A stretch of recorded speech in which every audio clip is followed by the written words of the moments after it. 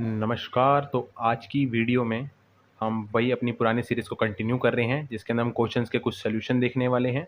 तो आज के जो भी फिलहाल जो हमारा जो क्वेश्चन रहेगा ये फिजिक्स से है। पुरानी वीडियोस में हम केमिस्ट्री के कुछ क्वेश्चंस को सॉल्व कर चुके हैं, तो अब हम फिजिक्स के भी कुछ क्वेश्चन देखने वाले हैं।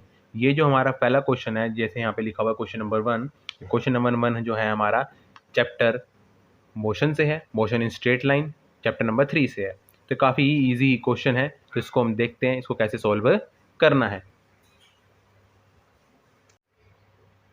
हम अपने क्वेश्चन को कंटिन्यू करते हैं। तो क्वेश्चन को देखते हैं क्या कह रहा है हमारा क्वेश्चन। तो क्वेश्चन हमारा ये कह रहा है कि एक हमारी कार है जो कि ए से बी तक गई है। जैसे इस डायग्राम में आप देख सकते हैं, ये रहा पॉइंट ए और ये रहा पॉइंट बी, ये रहा पॉइंट ए और ये रहा पॉइंट बी। तो इस क्वेश्चन के अंदर क्या कह रहा है कि हमारी एक कार है जो कि ए से बी तक गई है।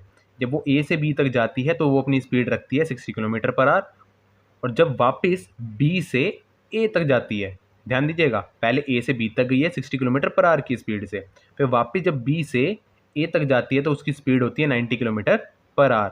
तो हमसे पूछा जा रहा है कि इस पूरी जर्नी में, पूरी जर्नी मीन्स ए से बी और बी से ए तक वापस आने में कार की एवरेज वेलोसिटी क्या है और एवरेज स्पीड क्या है। तो इस क्वेश्चन को स्टार्ट करते हैं। मान लीजिए ये रहा हमारा पॉइंट ए, ये रहा हमारा पॉइंट बी।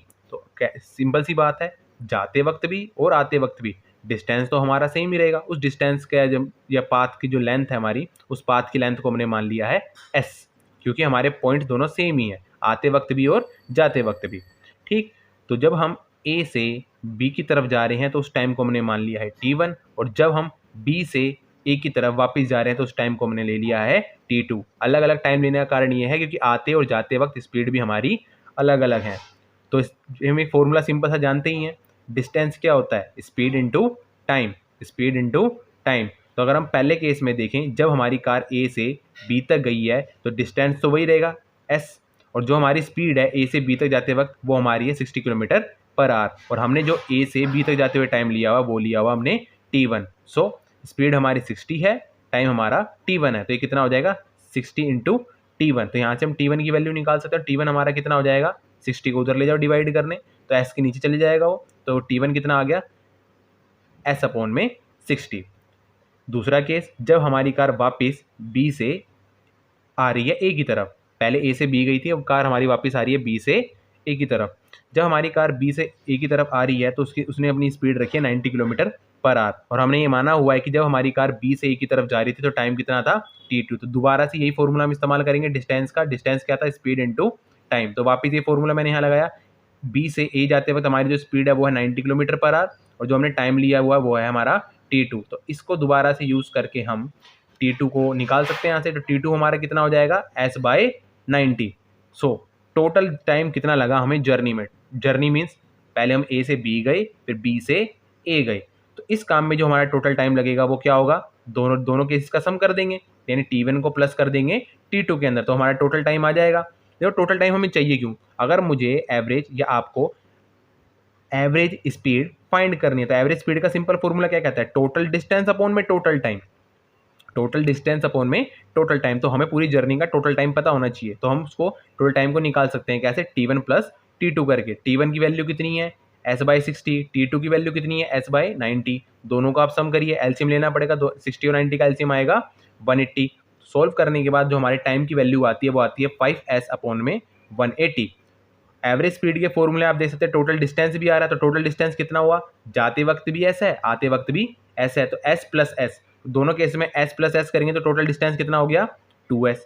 तो एवरेज स्पीड कितना होगा, टोटल डिस्टेंस अपॉन में टोटल टाइम। टोटल डिस्टेंस कितना है हमारा 2s, टोटल टाइम हम पहले निकाल ही चुके हैं जो कि हमारा 5s अपॉन में 180, ये आप देख ही सकते हैं, s से s हमारा कट जाएगा। तो टोटल जो हमारा, या कहने का मतलब है जो हमारी एवरेज स्पीड आने वाली है after solving all this thing, we get 72 kilometre per hour. ये है हमारी एवरेज स्पीड, ये है हमारी एवरेज स्पीड। क्वेश्चन के अंदर तो कंटिन्यू कर रहे हैं हम हमारा, क्वेश्चन के अंदर आप देख सकते हो, क्वेश्चन के अंदर उसने हमसे एवरेज वेलोसिटी भी पूछा हुआ है। तो एवरेज वेलोसिटी कैसे निकालेंगे, देखो एवरेज वेलोसिटी का बड़ा सिंपल सा कंसेप्ट है, टोटल डिस्प्लेसमेंट अपॉन में total time, but displacement calculate करना पड़ेगा। और आप देख सकते हैं इनिशियल पॉइंट जर्नी का हमारा ए था, पहले हमारी कार ए से बी गई है फिर बी से वापस ए तक आ गई है। इसका मतलब क्या है, इनिशियल भी सेम पॉइंट है, फाइनल भी सेम पॉइंट है, तो डिस्प्लेसमेंट इस केस में हुआ 0। जब डिस्प्लेसमेंट हमारा 0 होगा तो एवरेज वेलोसिटी भी क्या होगी, 0 होगी। दैट्स वाई जो हमारी वेलोसिटी है, एवरेज वेलोसिटी जो है वो इस केस में कितनी आती है, 0 आती है। तो ये था हमारा पहला क्वेश्चन, काफ़ी सिंपल क्वेश्चन था। तो नेक्स्ट देखते हैं दूसरा क्वेश्चन जो कि ग्राफिकल क्वेश्चन है। तो एक ग्राफिकल क्वेश्चन क्या कह रहा है, जैसे कि आप देख सकते हो हमें एक ग्राफ दिया हुआ है, ये वाला जो ऊपर एक ग्राफ हमें दिख रहा है, ये ग्राफ हमें दिया हुआ। अब ये क्या है, एक पोजीशन टाइम ग्राफ है एक ऑब्जेक्ट का। हमारी एक बॉडी है जो कि मूव कर रही है, जिसका पोजीशन टाइम ग्राफ हमें दिया हुआ है, ठीक।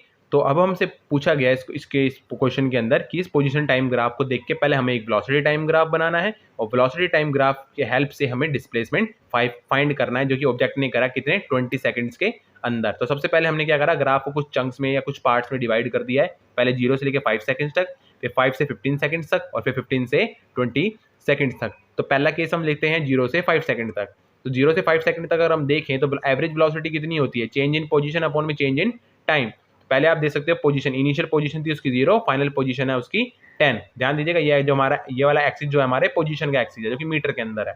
तो चेंज इन पोजीशन कितना हुआ बच्चों, फाइनल माइनस इनिशियल, टाइम के केस में भी फाइनल माइनस इनिशियल। तो 10 माइनस 0, 5 माइनस 0 कितना हो जाएगा, 10/5। दोबारा देखिए जरा इसको, दोबारा एवरेज वेलोसिटी क्या होती है, चेंज इन पोजीशन अपॉन में चेंज इन टाइम। तो पोजीशन के अंदर चेंज कितना आया, इनिशियल पोजीशन थी हमारी 0, फाइनल पोजीशन होगी हमारी 10, सॉरी इनिशियल पोजीशन थी हमारी 0, फाइनल पोजीशन हो गई है हमारी 10। तो जो हमारी फाइनल पोजीशन 10 हो गई है, तो फाइनल माइनस में 0, तो 10 माइनस 0 कितना हो जाएगा, 10 और अपॉन में 5।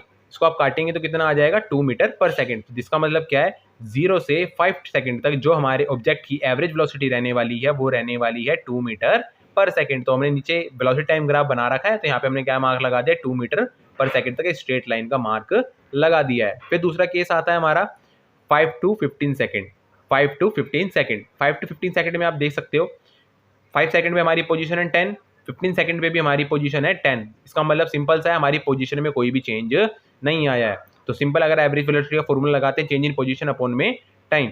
तो चेंज पोजीशन के अंदर क्या, इनिशियल पोजीशन फाइनल पोजीशन ही वही, इनिशियल पोजीशन ही वही, टाइम के अंदर चेंज कितना आएगा, 15 सेकंड माइनस में 5, 10 सेकंड। पर चेंज इन पोजीशन कितना है, 0 अपॉन में टाइम। तो एवरेज वेलोसिटी कितनी आने वाली है 5 to 15 सेकंड्स के अंदर, 0। तो इस केस में देखो जरा, यहाँ पर हमने वेलोसिटी टाइम के अंदर कोई भी लाइन ड्रॉ नहीं करी है, बिकॉज जो हमारा 5 to लेकर 15 सेकंड तक की जो वेलोसिटी आ रही है वो कितनी आ रही है, एवरेज वेलोसिटी 0 आ रही है। फिर आता है जी हमारा दूसरा केस। दूसरे केस के अंदर हम देख सकते हैं क्या आने वाला है, जो दूसरा केस है हमारा, उसके अंदर देखिए जरा, दूसरे केस के अंदर हमारा जो टाइम पीरियड रहेगा वो रहेगा 15 to 20 सेकंड, 15 to 20 सेकंड। तो 15 to 20 सेकंड के अंदर हमारा क्या आने वाला है, एवरेज वेलोसिटी निकाले तो चेंज इन पोजीशन अपॉन में change in time, change in position upon में चेंज इन टाइम।